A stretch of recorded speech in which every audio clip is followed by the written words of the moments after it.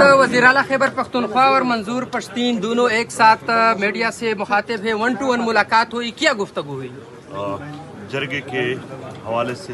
بات ہو رہی تھی، پرامن طریقے سے انشاءاللہ پختونوں کا جو جرگہ ہے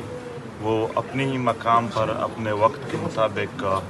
وہاں پر منعقد ہوگی۔ اس سے پہلے بھی پختونوں نے جتنے جرگے کیے ہیں پرامن طریقے سے کیے ہیں، اپنی اسی روایات پر آج بھی پختون جرگہ قائم ہے، اور جو شہادتیں ہوئے ہیں، جو واقعات ہو گئے ان پر تعزیت ہو گئی، اور تقریباً پوری پختون قوم اپنے جرگے کے شہداء پر خفا ہے، اس کے حوالے سے بھی بات ہو گئی۔ اور یہاں پر پختون بیلٹ میں امن اور پختون وطن کے حقوق کے لیے پرامن طریقے سے جتنے بھی جرگے ہیں یا جدوجہد ہے ان کو سراہنے پر بات ہو گئی کہ اس کے حوالے سے کبھی بھی ایسا مسئلہ نہیں ہوگا کہ ان میں رکاوٹ ہوگی۔ تو یہی ہے کہ جرگہ اپنے ہی مقام پر اپنی وقت پرامن طریقے سے منعقد کی جائے گی۔ شرائط کیا تھے اس حوالے سے؟ سنگا مشری به سوق کې د جرګي او قرارداد به کیږي په هغه باندې عمل کیږي کنه گورا جرگہ د پختون وطن روایات تھی د جرگې آنر څوک هم نوي، مونږ تاسو ټول پښتانه سره ولاړ یو، جرګه منتظم لري خو آنر نه لري، جرګه کې آنر ټول پښتون کام وي چې څومره هم د دوی مشران وي ټول د هغې مالک وي، نو چې کله ټول پښتانه را ورسیږي د هغو د خپلو روایاتو مطابق مشاورت وشي، هغه مشاورت پس پر دوی خپل مطالبات اور دیگی حل سنگ وینی پاگا باندې حالتا خبر ہوئی۔ سی ایم صاحب یہ جو نقصانات ہوئے ابھی منظور پشتین کے سامنے، آپ اس بارے میں کیا کہیں گے؟ اس کو سزائیں ملے گی؟ میں یہ کہتا ہوں کہ جو وفاقی حکومت نے صوبے کے اندر مداخلت کر کے صوبے کی روایات کو، جرگہ جو کہ ہماری پہچان ہے ہماری پشتونوں کی، اس کے اوپر جو ایک حملہ کیا قابل مذمت ہے، اور الحمدللہ یہ ہماری کامیابی ہے کہ قربانی تو دینی پڑتی ہے، پاکستان نہیں بنا تھا تو قربانی دی تھی، اور پھر قبائل نے تو پورے پاکستان کے لیے امن کے لیے بہت قربانی دی ہے، ابھی بھی شہیدوں کے ذریعے قربانی دی گئی ہے، لیکن اس قربانی کا انشاءاللہ ثمر بھی آئے گا، اس کا انشاءاللہ پھل بھی ملے گا۔ اس طرح ہمارے ابا اجداد نے دی، آج ہمیں ایک آزاد ملک ملا، اس طرح ہم دیں گے، ہمارے بچوں کو جو ہے ایک بہتر امن ملے گا، بہتر پاکستان ملے گا۔ تو اس میں انشاءاللہ آج اس کی قربانیوں کا یہ پھل ہے کہ ہمارا وہ جرگہ وہیں پر ہی اسی جگہ پر انشاءاللہ ہو رہا ہے، کامیاب جرگہ ہوگا انشاءاللہ۔ تمام جو مسائل ہیں، مطالبات ہیں، ان پہ بیٹھ کر یہ لوگ مشاورت کریں گے، اور اس کے بعد انشاءاللہ میرا یہ بھی وعدہ ہے کہ مشاورت کرنے کے بعد جو بھی قرارداد پاس ہوگی، میں بحیثیت وزیر اعلیٰ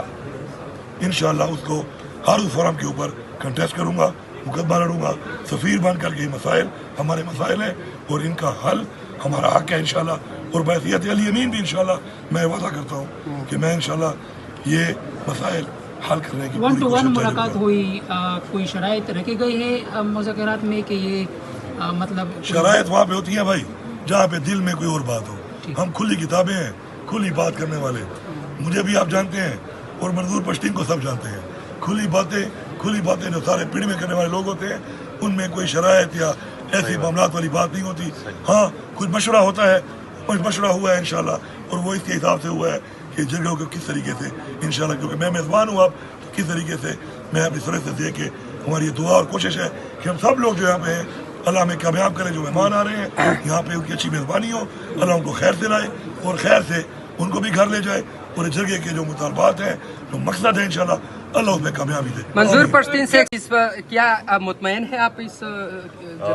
جرگہ ہماری روایت ہے اور ہم کریں گے۔